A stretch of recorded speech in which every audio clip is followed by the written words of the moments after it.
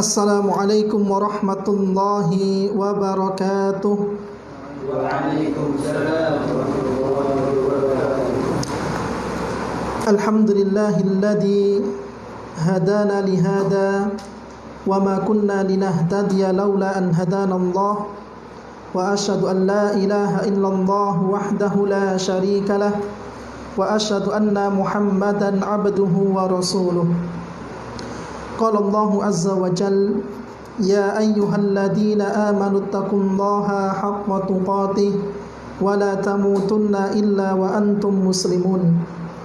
Fa inna asdaqal hadithi kitabullah wa khairal hadi hadi Muhammadin sallallahu alaihi wasallam wa syarral umuri muhdatsatuha wa kullu muhdatsatin bid'ah wa kullu bid'atin dhalalah wa kullu dhalalatin finnar.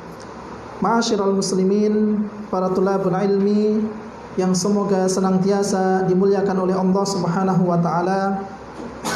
Alhamdulillah, kita bersyukur kepada Allah yang mana pada siang hari ini Allah masih memberikan kita kemudahan untuk senantiasa mempelajari ilmu syar'i, khususnya yang berkaitan tentang hadis-hadis yang berkaitan tentang adab yang terambil dari kitab Bulughul Maram dalam Kitabul Jami'. Insyaallah pada pertemuan kali ini kita akan masuk pada hadis yang ke-12. Ya. Hadis yang ke-12 masih diriwayatkan oleh sahabat yang mulia Ali bin Abi Thalib radhiyallahu anhu, yaitu tentang etika memakai sandal. Ya. Bagaimana seorang muslim ketika memakai sandal, maka syariat pun tidak luput mengaturnya. Ya, maka benar apa yang dikatakan oleh seseorang yang berkata kepada Salman Al-Farisi radhiyallahu anhu, qad 'allamakum nabiyyukum sallallahu alaihi wasallam kulla syai'in hatta al-khira'ah. Ya, sungguh ya, Nabi kalian Muhammad sallallahu alaihi wasallam telah mengajarkan kepada kalian segala sesuatu, ya, hatta al-khira'ah, sampai buang hajat pun Rasulullah ajarkan kepada kita. Maka pertemuan kali ini kita akan mempelajari bersama tentang etika memakai sandal. Silakan dibaca. Siapa yang belum pernah baca ini? Yang jarang? Ya sudah, zikri, silakan dibaca hadis yang ke-12.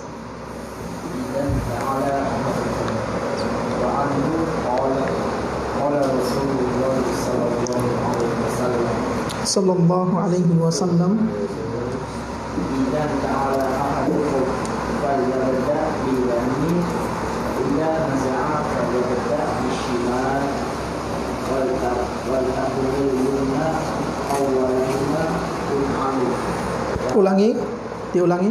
wal taqul yumna awwalahuma Kemudian wa akhiruma tunza'u. Silakan dibaca artinya. Dari Ali radhiyallahu anhu, Rasulullah sallallahu alaihi wasallam bersabda, apabila salah seorang di antara kalian memakai sandal, hendaknya dia mendahulukan kaki, dan yang melepasnya hendaknya dia mendahulukan kaki. Jadikan kaki kanan lebih dahulu memakainya dan yang belakangan melepasnya. Baik, hadis ini hadis yang diriwayatkan oleh Imam Al-Bukhari dan Imam Muslim dari sahabat yang mulia Ali bin Abi Thalib radhiyallahu anhu. Kata Nabi, "Idzan ta'ala ahadukum falyabda bil yamin." Apabila salah seorang di antara kalian memakai sandal, ya, bisa sandal, bisa sepatu, bahkan bisa khuf, ya. Maka kata Nabi, falyabda bil yamin, hendaknya dia mendahulukan atau memulai dari kaki kanannya. Wa idzan naza'a, dan apabila ia ingin melepasnya, falyabda bishimal, ya, maka ia dahulukan kaki kirinya. Ya, jadi ada yamin, ada shimal. Yamin artinya kanan, shimal artinya kiri. Ya. Kemudian wal takunil yumna awwaluhuma tun'alu wa akhiruhuma tunza'u. Jadikanlah kaki kanan yang lebih dahulu memakainya, ya, artinya yang paling berhak untuk memakai adalah kaki kanan, wa akhiruhuma tunza'.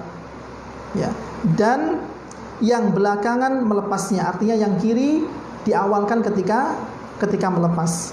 Ya, hadis ini muttafaqun alaih. Baik para ikhwah rahimani wa rahimakumullah, kita akan masuk kepada kandungan hadis atau beberapa faedah dari hadis yang mulia ini. Yang pertama adalah ada sebuah hadis, ya, atau mungkin dikasih judul terlebih dahulu, etika memakai sandal. Ya, etika memakai sandal. Ya, salah satu adab ketika seseorang memakai sandal. Di dalam hadis Aisyah yang diriwayatkan oleh Imam Al-Bukhari dan Imam Muslim, dia berkata, anna Nabiyya sallallahu alaihi wasallam yu'jibuhu at-tayammunu. Ya, bahwa Nabi suka memulai dari yang kanan. Ya, ini istri Nabi menceritakan tentang kebiasaan Nabi, bahwa Nabi itu lebih suka mendahulukan yang kanan. Di dalam hal apa? Yang pertama adalah fitana ulihi, ketika beliau ingin memakai sandal. Ya, ini sunnah Nabi Sallallahu Alaihi Wasallam, ketika beliau ingin memakai sandal mendahulukan yang sebelah kanan, dan beliau lebih suka. Kemudian watarajjulihi, dan ketika menyisir rambut, ya, Nabi mendahulukan sisi yang sebelah kanan ketika menyisir rambut. Watuhurihi, dan bersuci, baik itu berwudu, baik itu mandi, baik itu tayammum, ya, maka Nabi pun senang mendahulukan yang sebelah kanan. Kemudian wa fi sya'nihi kullihi, bahkan dalam semua urusannya, ya, bukan hanya ketika memakai sandal, bukan hanya ketika menyisir rambut, bukan hanya ketika bersuci, tetapi di dalam segala urusan beliau lebih senang mendahulukan yang sebelah kanan. Ya, misalnya mandi juga seperti itu. Ya, bagian tubuh yang sebelah kanan didahulukan. Kemudian penulis mengatakan, yaitu Syekh Abdullah bin Abdurrahman Al-Bassam, Nabi memulai dengan bagian tubuh yang kanan dan mendahulukannya atas yang kiri untuk semua aktivitas yang baik. Ya. Jadi setiap aktivitas itu merupakan kebaikan, maka Nabi mendahulukan yang sebelah kanan. Sementara untuk selainnya beliau mengakhirkannya. Ya, selain amalan-amalan yang baik, maka beliau mengakhirkannya. Artinya kirinya yang didahulukan, bukan kanannya. Ya. Misalnya ketika beliau masuk ke dalam kamar mandi. Masuk ke dalam kamar mandi, didahulukan yang sebelah mana? Sebelah kiri. Ya. Maka sebagian ulama mengatakan bahwa kalau itu merupakan hal-hal yang baik, menyisir, memakai sandal, memakai pakaian, itu didahulukan yang sebelah kanan. Tetapi kalau selainnya, ya, maka didahulukan yang sebelah kiri. Ya, sebagian ada yang mengatakan bahwa kalau hal-hal yang menjijikkan, ya, hal-hal yang kotor, maka didahulukan yang sebelah kiri atau memakai yang sebelah kiri. Contoh, masuk ke dalam kamar mandi, keluar dari masjid, ya, melepas sandal, ya. Maka di beberapa sisi Nabi lebih mendahulukan yang sebelah kiri. Kemudian yang kedua, Nabi sangat mengkhususkan hanya menggunakan tangan kanan ketika makan, minum, berjabat tangan, dan memegang barang-barang yang baik. Artinya segala hal yang itu merupakan sesuatu yang baik, yang thayyib, maka Nabi mendahulukan yang sebelah kanan. Ya. Misalnya ketika makan, ketika minum, ketika berjabat tangan. Kan antum nggak mungkin berjabat tangan sodori tangan kiri, kan nggak mungkin. Atau mungkin ketika antum membersihkan sesuatu, ya mohon maaf, misalnya membersihkan kemaluan misalnya, maka Nabi pun memerintahkan untuk pakai tangan kiri, tidak pakai tangan kanan. Tangan kanan digunakan untuk mengambil air, tetapi yang membersihkan pakai tangan kiri.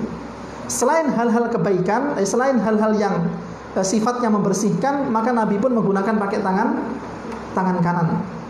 Ya. Kemudian bahkan beliau juga mencukur rambutnya, ya, ketika bertahallul, artinya memendekkan rambutnya, baik itu yang halq maupun yang taksir, ya, baik memendekkan maupun yang cukur pelontos, itu yang didahulukan sebelah kanan, ya, yang didahulukan sebelah kanan, ya. Maka demikianlah sunnah beliau dalam setiap perkara. Maka mendahulukan, mengkhususkan anggota tubuh bagian kanan pada hal-hal yang baik, dan mengkhususkan bagian tubuh sebelah kiri pada hal-hal yang menjijikkan merupakan kebiasaan yang utama, ditinjau dari aspek syariat, rasio, apalagi kedokteran. Ya, dari syariat juga pas, dari sisi medis juga tidak menyelisihi. Ya. Terus pertanyaannya, Ustaz, kalau misalnya bersiwak yang didahulukan sebelah kanan atau kiri, atau mungkin pakai tangan kanan atau pakai tangan kiri? Ya, katanya Nabi tadi ketika itu hal-hal yang baik maka didahulukan yang digunakan sebelah kanan. Kalau hal-hal yang menjijikkan atau intinya membersihkan, itu pakai tangan yang sebelah kiri. Kalau bersiwak gimana? Ya, antum nggak usah siwak lah ya. Mungkin yang sering antum lakukan sikat gigi. Pakai tangan kanan atau pakai tangan kiri? Tangan kanan. Kenapa? Hah? Gimana? Kebiasaan, ya. Kebiasaan, lebih mudah tangan kanan, ya. Atau tangan kiri. Ya, karena itu kan sesuatu yang menjijikkan. Sesuatu yang kita niatkan untuk membersihkan. Ya, makanya sebagian ulama mengatakan kalau seandainya bersiwak itu diniatkan untuk ibadah, maka dia pakai tangan kanan. Tapi kalau diniatkan untuk membersihkan, ya, maka dia pakai tangan kiri. Ya, wallahu taala alam. Ya, ini insyaallah perkaranya longgar. Kemudian dari hadis ini juga diambil sebuah kaidah, ya, dipetik dari hadis ini sebuah kaidah, mendahulukan sebelah kanan pada setiap pekerjaan yang bernilai mulia.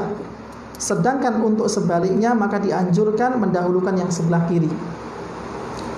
Ya, kalau pekerjaan itu merupakan pekerjaan yang mulia, maka sudah sepatutnya yang bagian kananlah yang didahulukan. Ya, antum berpakaian misalnya mau ke masjid, ya, maka didahulukan yang sebelah kanan. Ya, misalnya memakai pakaian, jadi awali dengan doa, ya, alhamdulillahilladzi kasani hadha thawba wa razaqanihi min ghairi haulin minni wala quwwah. Ini sudah hafal doanya belum? Ya, kayaknya sepertinya belum semuanya. Ya. Kalau mencopotnya dengan mengucapkan bismillah, ya. Mencopotnya dengan dengan mengucapkan bismillah dan mendahulukan tubuh yang sebelah kiri atau pakaian yang sebelah kiri. Ya, itu salah satu adab ketika berpakaian. Jadi hafal doanya, ya, doa-doa yang ma'thur, doa-doa yang sahih dari Nabi sallallahu alaihi wasallam. Ya, dihafal. Baik. Kemudian ada perkataan dari Al-Hulaimi. Beliau mengatakan memulai dari bagian kiri saat menanggalkan pakaian, karena pakaian itu bagian dari kemuliaan. Ini tentang pakaian, ya. Ada sedikit komentar dari Al-Hulaimi. Beliau mengatakan menanggalkan pakaian karena pakaian itu bagian dari kemuliaan. Ya, ketika seseorang menanggalkan pakaian, maka didahulukan yang sebelah kiri. Di samping fungsi asalnya sebagai pelindung. Ya. Yang pertama adalah sebagai kemuliaan, kemudian yang kedua sebagai pelindung manusia, yang melindungi auratnya. Sehingga dalam hal ini bagian kanan itu tentu lebih mulia daripada yang kiri. Maka dimulailah dari bagian tersebut ketika mengenakan pakaian. Sebab diakhirkannya bagian kanan dikala menanggalkan pakaian, agar kemuliaan yang berada pada tubuh bagian kanan lebih lama melekatnya. Ya, luar biasa. Ini penjelasan dari Al-Hulaimi. Salah satu hikmah kenapa seseorang itu ketika menanggalkan pakaian itu yang diakhirkan sebelah kanan. Ya, kalau memakai sebelah kiri terlebih dahulu yang diakhirkan. Ya, kalau melepasnya sebelah kiri dulu baru sebelah kanan. Kata beliau, pakaian itu merupakan sebuah kemuliaan bagi seseorang. Agar kemuliaan tersebut ya lama melekat pada diri seseorang, maka yang kiri dulu didahulukan, kanannya diakhirkan. Ya, kira-kira bisa dipahami? Ya, insya Allah bisa dipahami ya. Maka inilah para ikhwah rahimani wa rahimakumullah. Ini sunnah Nabi kita Muhammad SAW. Bahkan sampai pada hal yang seperti ini beliau jelaskan secara rinci. Ya, secara rinci. Kita masuk pada hadis yang ke-13. Ya, ini masih berkaitan tentang etika memakai sandal. Ya, silahkan Yogi dibaca hadis yang ke-13. Hadis yang ke-13. Qala sallallahu alaihi wasallam, la yamshi ahadukum fi na'lin wahidatin wal yun'inhuma jami'an aw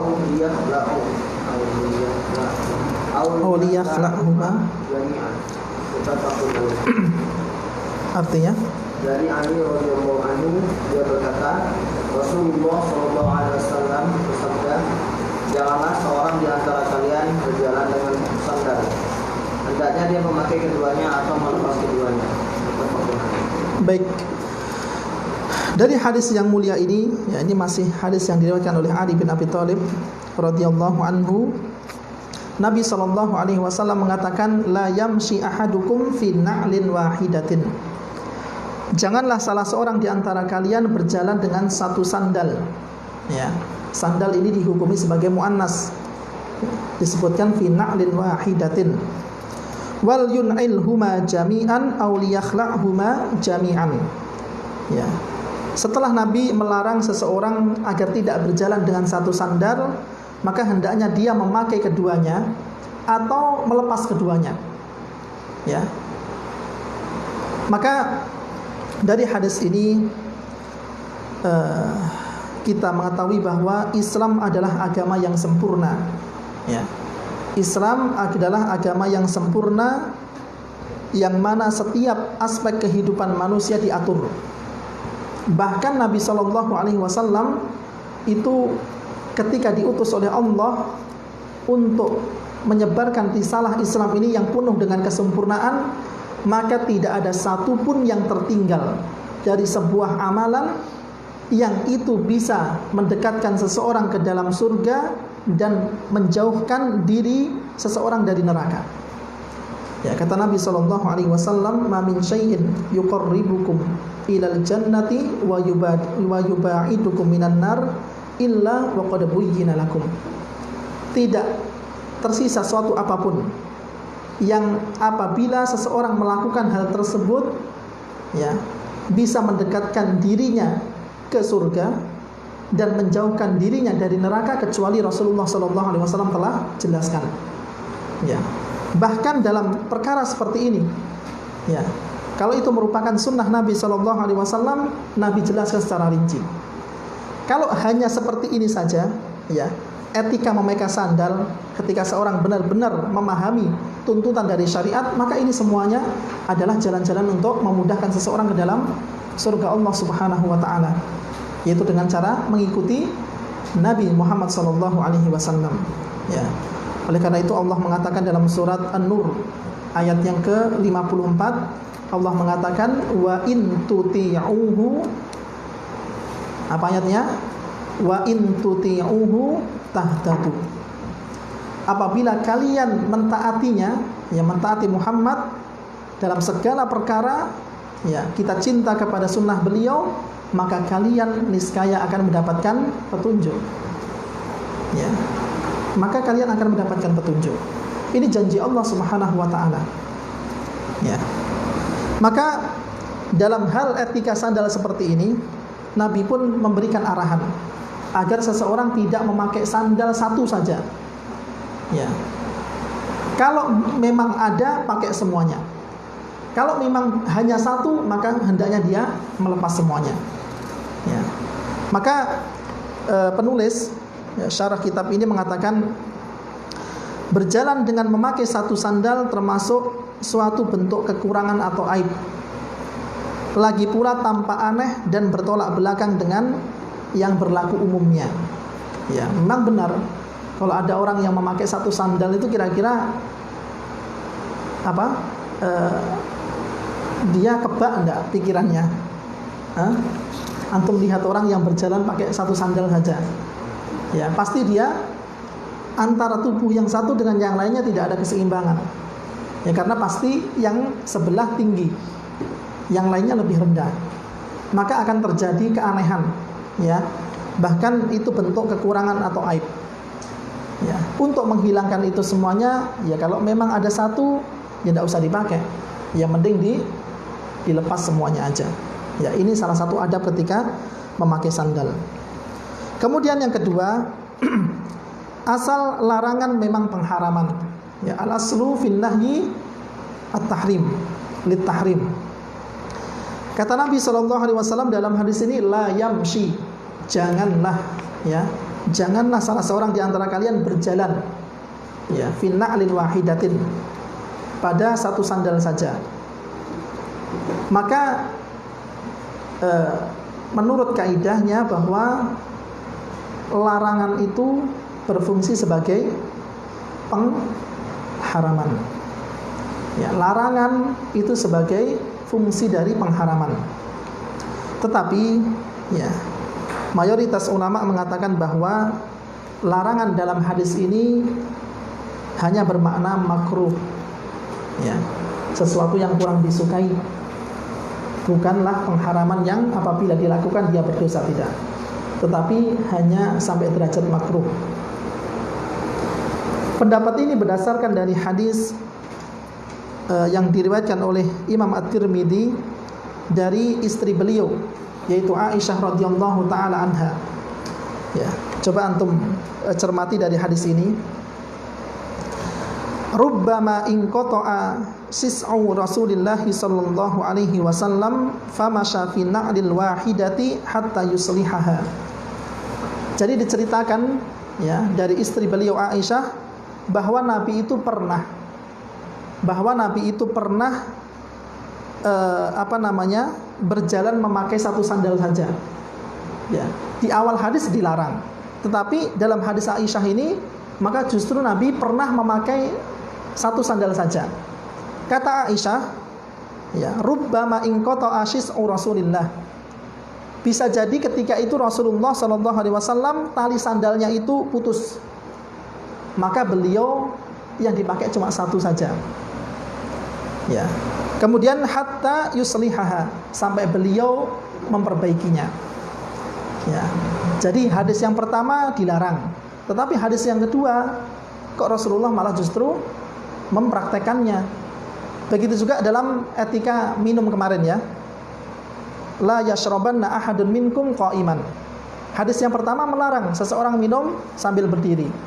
Ya, ternyata sebagaimana yang diriwayatkan Ibnu Abbas, Nabi pernah berdiri minum air Zam-Zam. Ya. Maka dari sinilah, ya, diketahui bahwa larangan tersebut tidak sampai pengharaman. Ya. Larangan tersebut tidak sampai pengharaman, akan tetapi hanya sebatas dimakruhkan. Ya. Begitu juga dalam kitab Al-Furu', ya, karya Muhammad ibnu Muqbileh Al-Maqdisi, beliau menyatakan makruh hukumnya berjalan dengan satu sandal tanpa ada alasan. Ya. Seseorang dimakruhkan, ya, berjalan dengan satu sandal kalau seandainya tidak ada udzur. Ya. Jadi kalau seandainya ada udzur, maka kemakruhan ini bisa hilang. Ya. Karena kemakruhan itu bisa dihilangkan dengan adanya kebutuhan. Misalnya antum kalau seandainya sandal ini saya buang semuanya atau mungkin saya lepas semuanya, maka dua-duanya akan terkena duri, misalnya seperti itu. Ya, ketika itu mungkin sandal antum ada satunya ada yang lepas, yang satunya tidak bisa dipakai, hanya tersisa satu saja sebelah kiri misalnya. Maka kalau seandainya sandal ini saya lepas semuanya, malah justru kedua-duanya akan terkena pecahan beling atau mungkin duri. Maka tidak mengapa ketika itu yang dipakai hanya satu saja. Ya, sebagaimana yang diterangkan oleh Ibnu Muflih dalam kitab Al-Furuq. Jadi kalau ada alasan maka tidak mengapa.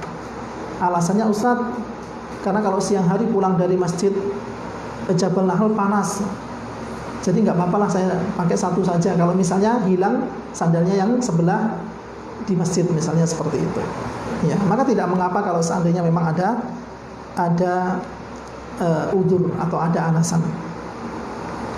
Kemudian terakhir dari kandungan hadis ini, yaitu di antara ulama ada yang menyatakan bahwa perbuatan tersebut dilarang karena menghilangkan keseimbangan tubuh, dan ini memang benar. Ya, ini memang benar dan kita bisa rasakan sendiri. Ya, ketika seseorang itu hanya memakai sandal yang sebelah saja, bisa jadi orang yang melakukan akan dituduh gila dan kurang waras. Ada kemungkinan tidak? Kalau seseorang itu misalnya pakai sandal sebelah saja, kemudian jalan-jalan di pinggir jalan raya misalnya, ya, maka dia tidak akan selamat dari tuduhan bahwa orang tersebut tidak waras. Bahkan menurut Ibnul Arabi, hikmah dari larangan itu terletak pada gaya berjalan menjadi seperti syaitan. Ya. Jadi kalau seandainya jalannya itu tidak seimbang, maka ini bisa menyamai cara berjalannya syaitan. Oleh karena itu seseorang dilarang untuk memakai sandal hanya sebelah saja. Ya, ini sebagaimana yang dituturkan oleh Ibnul Arabi. Ya. Baik. Masih ada waktu, ya, insyaallah kita lanjutkan hadis yang ke-14, yaitu hadis tentang larangan isbal. Silakan dibaca Haya.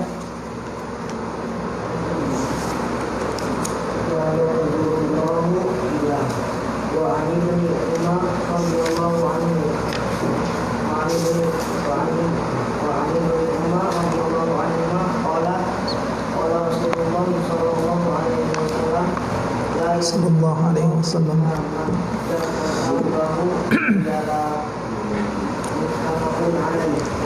Baik.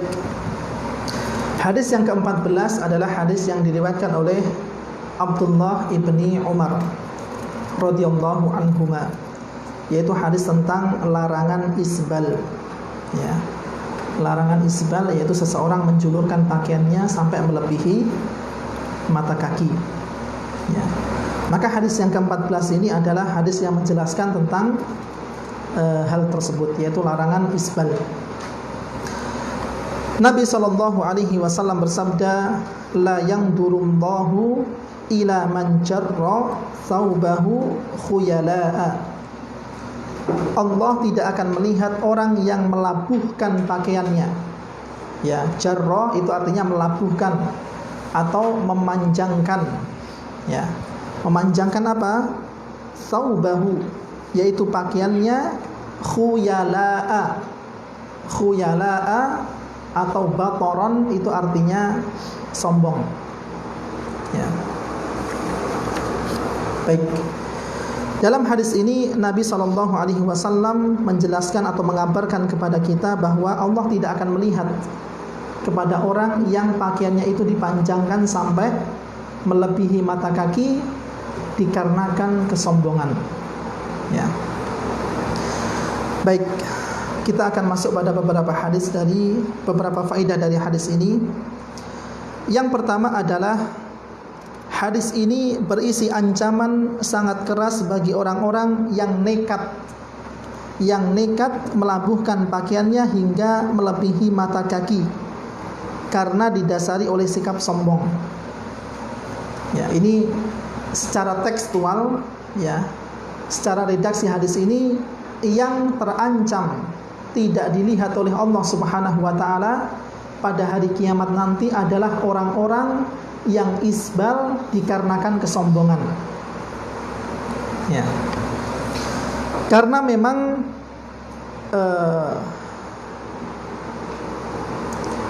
Allah Subhanahu wa taala akan berpaling darinya. Ya. Apa yang dimaksud berpaling darinya atau tidak melihatnya, yaitu tidak melihat dengan pandangan rahmat.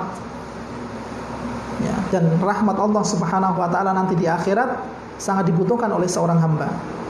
Bahkan Rasulullah pun tidak akan masuk surga kecuali dengan rahmat Allah Subhanahu wa taala. Ya. Maka salah satu golongan yang nanti tidak akan dilihat oleh Allah dengan pandangan rahmat adalah orang yang menjulurkan atau memanjangkan pakaiannya melebihi mata kaki. Ya. Dan isbal ini merupakan dosa besar. Ya, Imam Ad-Dhahabi rahimahullahu taala dalam kitabnya Al-Kabair memasukkan isbal ini ke jajaran 70 dosa besar. Ya. Tetapi yang menjadi perselisihan adalah atau yang menjadi perbedaan pendapat di kalangan ulama, apakah ketika isbal itu tidak diiringi dengan kesombongan itu tidak haram? Ya, artinya diperbolehkan. Ini yang menjadi perselisihan. Ulama sepakat kalau seandainya isbal itu diiringi dengan kesombongan, maka itu sudah pasti sesuatu yang diharamkan. Tetapi yang menjadi perselisihan apakah jika isbal itu tidak diiringi dengan kesombongan. Ini yang masih diperselisihkan. Ya. Maka sebagian ulama ada yang memutlakkan, artinya haram secara mutlak, mau diiringi dengan kesombongan atau tidak haram. Ya, ada sebagian yang mengatakan bahwa ada beberapa hadis, ya, yang lainnya yang mana itu menunjukkan bahwa ketika seseorang itu isbal dan tidak diiringi dengan kesombongan, maka itu tidak mengapa. Ya, maka itu tidak mengapa.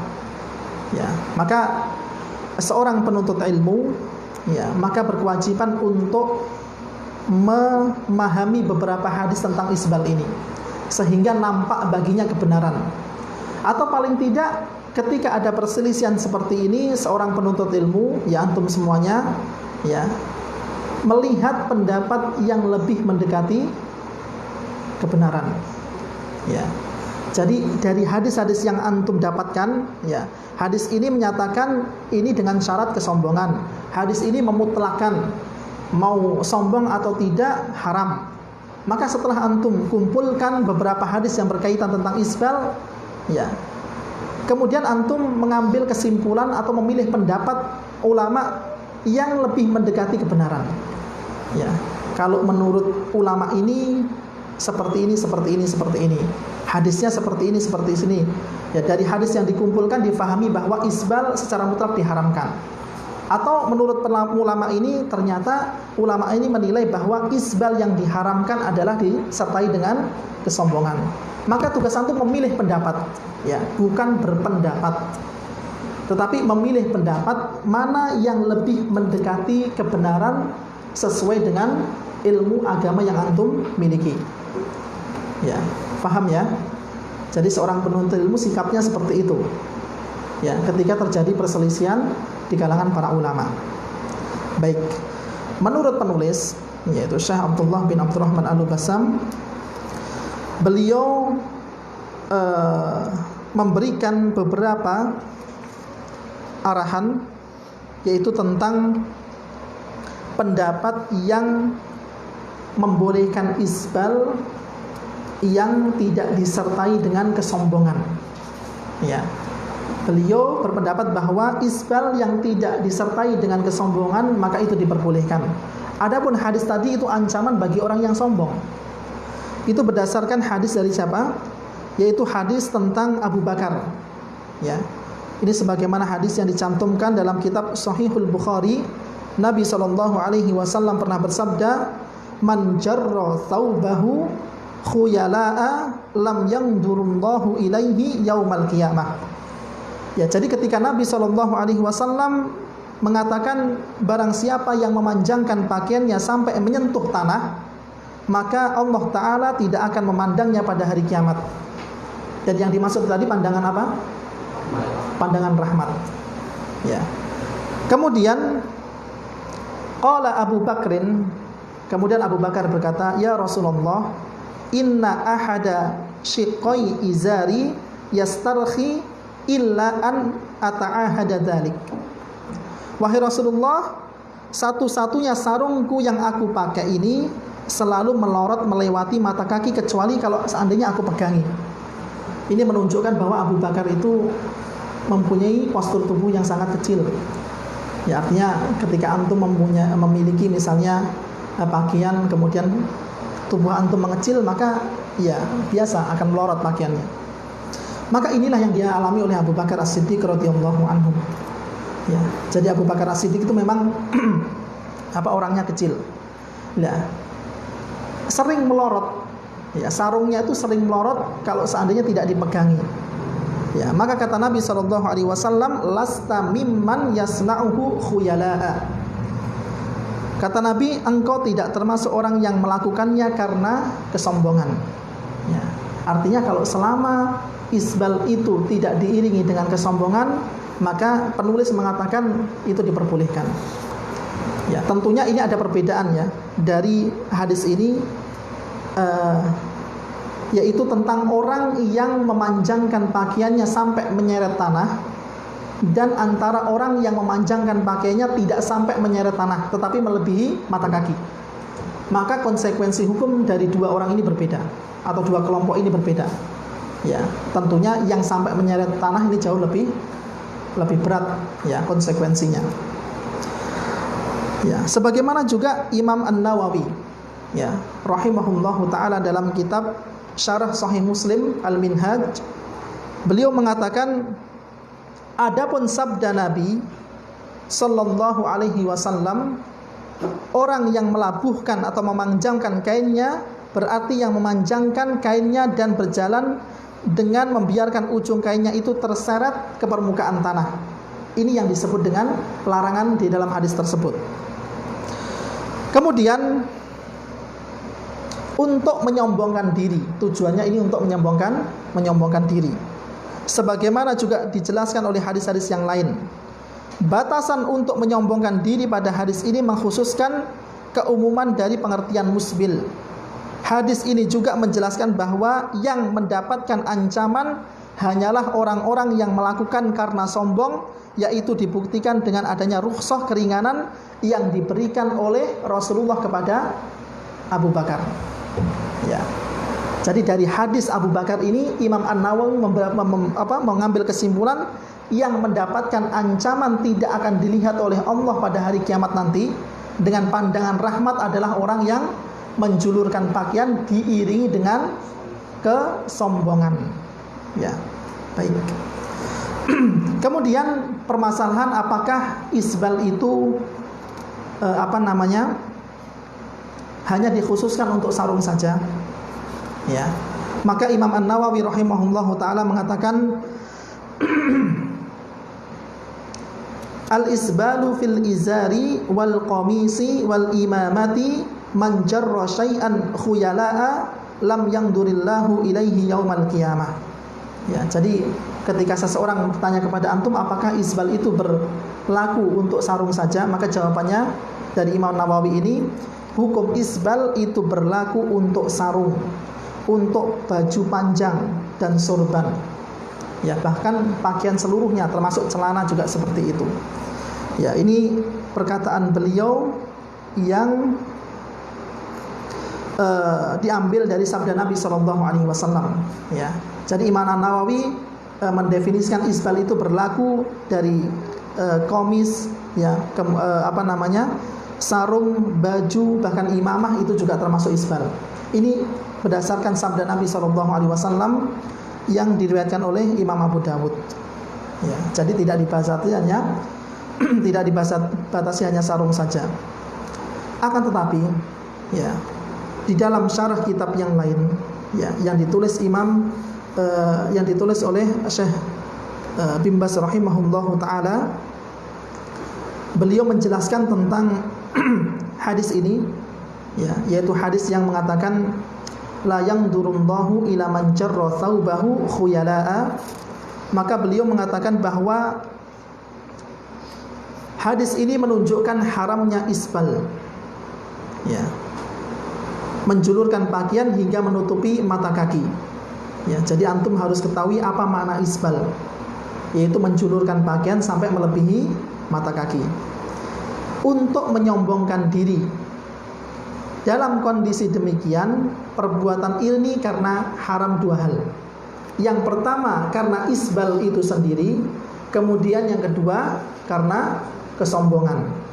Jadi orang yang melakukan isbal itu sudah mendapatkan dosa, apalagi ditambahi dengan kesombongan. Ini jauh lebih berlipat-lipat, ya, dosanya. Ya, ini seraya dengan riwayat dari Mughirah radhiyallahu anhu, yang mana Nabi SAW bersabda kepada seseorang lelaki sambil memegang sabuknya. Ya, orang tersebut sangat berhati-hati agar tidak isbal sampai sabuknya itu dipegangi. Kata Nabi, la tusbil thiyabak, jangan engkau memanjangkan pakaianmu. Fa innallaha la yuhibbul musbilin, karena sesungguhnya Allah itu tidak suka kepada orang yang isbal. Jadi isbal ini saja itu Allah tidak suka. Ya, Allah tidak suka dengan orang yang melakukan isbal. Ya. Kemudian pada riwayat yang lainnya disebutkan bahwa Nabi SAW pernah mengatakan, ya, warfa izarok, ya, pernah mengatakan kepada seseorang, angkatlah kainmu. Kemudian Nabi mengatakan ilanis fusaq, sampai pertengahan betis. Kalau ada yang mau izin silahkan. Fa in abaita fa ilal ka'bain, kalau seandainya engkau enggan untuk menaikkan pakaianmu sampai pertengahan betis, maka tidak mengapa sampai mata kaki. Artinya di bawah mata kaki inilah yang dilarang. Kalau seandainya ada orang yang memanjangkan pakaian celananya sampai mata kaki, ini masih bisa ditoleransi. Ya. Kemudian Nabi mengatakan wa iyyaka wa isbalal izar, jauhilah dari memanjangkan celana di bawah mata kaki. Fa innahu minal makhilah, karena sesungguhnya isbal itu termasuk kesombongan. Wallahu la yuhibbul makhilah, dan, ya, Allah tidak menyukai orang yang sombong. Ya, artinya kesombongan itu sudah terdapat pada isbal tersebut. Aslinya isbal itu sudah merupakan kesombongan, apalagi ditambahi dengan kesombongan yang berikutnya, kesombongan yang lainnya. Ya, maka dalam sebuah hadis disebutkan ketika Nabi SAW mengabarkan tentang ada 3 golongan. Yang pertama, 3 golongan tersebut tidak akan dilihat oleh Allah Subhanahu wa taala pada hari kiamat nanti. Kemudian wala yuzakkihim, dan tidak mensucikan mereka. Walahum adabun alim, dan bagi mereka adab yang pedih. Ya, satu lagi konsekuensinya, mereka juga tidak akan diajak bicara oleh Allah Subhanahu wa taala. Maka Abu Dzar Al-Ghifari, ya, radhiyallahu anhu, ketika mendengar 3 golongan ini, yang mereka tidak diajak bicara oleh Allah, tidak dilihat oleh Allah, kemudian tidak ditazkiyah, tidak disucikan oleh Allah, kemudian yang keempat, bagi mereka adab yang pedih, maka Abu Dzar Al-Ghifari secara spontan mengatakan khabu wa khasiru, Ya, 3 golongan ini merupakan orang-orang yang celaka dan merugi. Kemudian Nabi mengatakan tentang 3 golongan tersebut, siapakah mereka? Yang pertama adalah al-musbil, orang yang isbal. Kemudian yang kedua adalah orang yang al-mannan, yang suka mengungkit-ungkit kepemberian dia kepada orang lain sampai orang lain itu tersakiti hatinya. Kemudian yang ketiga al-munafiqu sil'atahu bihalifil kadhib, orang yang bersumpah agar dagangannya itu laris. Ya, orang yang bersumpah palsu atas dagangannya agar dagangan itu bisa terbeli. Ya. Maka ini menjadi perhatian besar bagi kita semuanya ya, bahwa perkara izal ini ya perkara yang sangatlah berat. Ya, mungkin sepele tetapi seseorang harus memperhatikan, apalagi seorang penuntut ilmu. Meskipun terjadi perbedaan pendapat, yang pertama tadi mengatakan bahwa isbal apabila tidak disertai dengan kesombongan itu diperbolehkan. Pendapat yang kedua mengatakan bahwa isbal itu sudah merupakan kesombongan. Ya, artinya tidak perlu disertai dengan kesombongan, maka itu cukup sesuatu yang diharamkan. Ya, karena Nabi SAW mengatakan ma'asfala minal ka'baini minal izari fa finnar. Ya. Barang siapa yang menjulurkan pakaiannya di bawah mata kaki, maka dia berada di dalam api neraka. Nabi tidak merinci apakah orang ini ada kesombongan atau tidak di dalam hatinya ketika isbal. Ya, umum begitu saja. Bahkan ketika Rasulullah SAW mengatakan sesungguhnya Allah tidak akan melihat seseorang pada hari kiamat nanti bagi yang memanjangkan pakaiannya. Sampai-sampai Ummu Salamah, ya istri Nabi SAW, itu menanyakan hal tersebut untuk kaum wanita. Ya, artinya Ummu Salamah ini saking takutnya, jangan-jangan isbal ini juga berlaku bagi kaum wanita. Ya, maka kata Ummu Salamah, ya Rasulullah, kaifa yasna'na an-nisa biduyulihinna? Wahai Rasulullah, bagaimana dengan wanita? Bagaimana dengan pakaian wanita? Kalau jenengan tadi katakan bahwa Allah tidak akan melihat orang yang menjulurkan pakaian pada hari kiamat nanti, apakah wanita juga seperti itu? Ya, ini saking perhatiannya agar para sahabat atau para sahabiah ketika itu tidak terjerumus pada dosa isbal. Maka kata Nabi, yurkhina shibran. Kalau wanita itu tidak berlaku isbal. Ya, artinya bahkan Nabi mengatakan yurkhina shibran. Wanita memanjangkan pakaiannya ya dari mata kaki itu sejengkal sejengkal ya. Kemudian Ummu Salamah mengatakan idan tankashifu aqdamuhunna. Wahai Rasulullah, kalau hanya sejengkal itu ya wanita itu masih terlihat telapak kakinya. Maka kata Nabi, ya lebihkan 1 hasta dan tidak boleh lebih daripada itu. Ya, artinya perkara yang seperti ini ya seseorang belajar terlebih dahulu ya. Kemudian dari ilmu yang dia dapatkan, maka dia mengambil pendapat yang lebih mendekati kebenaran sesuai dengan ilmu agamanya. Ya, wallahu ta'ala kalau ana sendiri maka lebih mengambil pendapat yang mengharamkan isbal secara mutlak. Ya, artinya mau disertai dengan kesombongan atau tidak, maka itu sesuatu yang diharamkan. Ya, karena ada sebuah riwayat yang mengatakan bahwa Nabi SAW pernah melihat seseorang yang menjulurkan, memanjangkan pakaiannya itu sampai menyeret tanah. Maka Nabi SAW bergegas untuk mengejar orang tersebut. Setelah beliau mendapatkan orang itu, maka Nabi mengatakan, irfa izarak wattaqillah. Wahai fulan, angkat pakaianmu dan bertakwalah engkau kepada Allah Subhanahu wa taala. Kata orang tersebut, ya Rasulullah, inni ahnaf tastaqu rukbataya. Wahai Rasulullah, ya kakiku ini enggak lurus. Kakiku ini bengkok. Kemudian lututku itu kalau dibuat untuk berjalan tidak stabil. Ya, lututnya itu saling bergesekan. Artinya orang itu mempunyai penyakit X. Dia itu isbal itu karena untuk menutupi cacat yang ada pada tubuhnya ini loh. Ya. Bukan karena sombong, tidak, tetapi niatnya itu untuk menutupi cacat yang ada pada tubuhnya. Tetapi Nabi mengatakan, irfa izarok fa inna kulla khalqillahi hasan.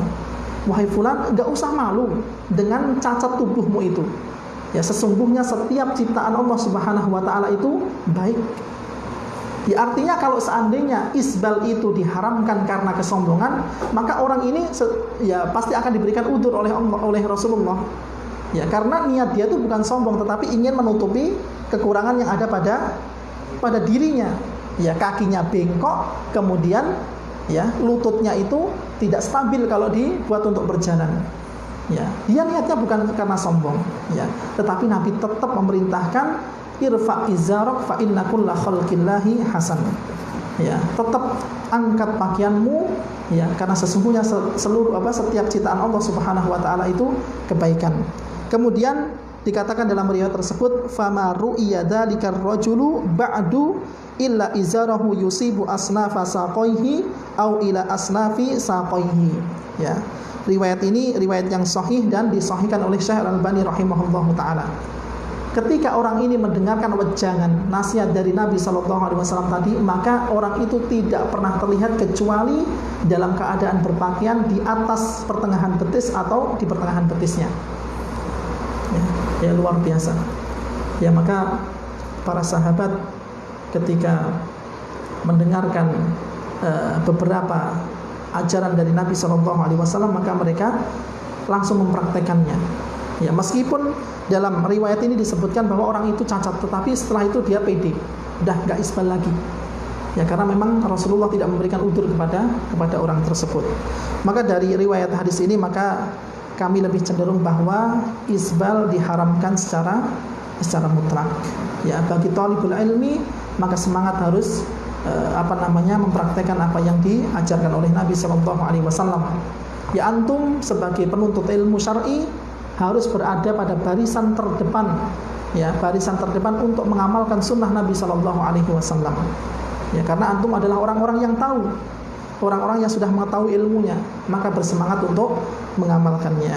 Ya, insyaallah ini saja yang bisa kami sampaikan, yaitu tentang hadis yang ke 13, 14 dan 15. Ya, mudah-mudahan bermanfaat bagi kita semuanya dan mudah-mudahan Allah Subhanahu wa taala memudahkan kita dalam mengamalkannya. Ya, insyaallah pada pekan depan kita akan bahas tentang etika makan dan minum.